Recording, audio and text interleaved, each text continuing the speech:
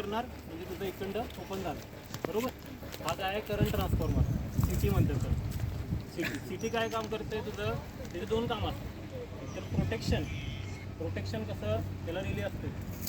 तो ओव्हरलोड झाला, करंट त्याच्या जेव्हा 10ची लिमिट आहे, 10पेक्षा जास्त झाला तर तो रिलेला सिग्नल देतोय, रिले तुझं ट्रिप करून टाकतोय फीडर. का तर एक्सेसिव्ह करंट जायला नाही पाहिजे. एक्सेसिव्ह करंट गेला तर तुझा ट्रान्सफॉर्मर खराब होऊ शकतो. दुसरं काम काय, त्याचं करंट मोजायचं की बाबा 11 kV साईडला, आता ही 11 kV साईड आहे, 11 kV साईडला किती करंट यायला लागलं तुझं, तर ते मोजायचं काम सिटी करतो.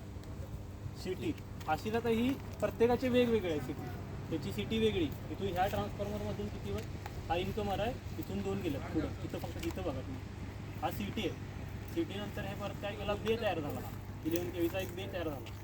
हे म्हणजे काय, आता तुम्हाला इथून टॅपिंग करून घ्यायचे आहे दुसरे, तर हा पूर्ण जो झाला, हा 11 kVचा बे तयार झाला. बे आता इथून कुठं गेला बघ, खाली तिथं पिटे आहेत. ते एक शिंगवाला दिसते ना, ते हे 2 शिंगवाला सिटी करंट ट्रान्सफॉर्मर.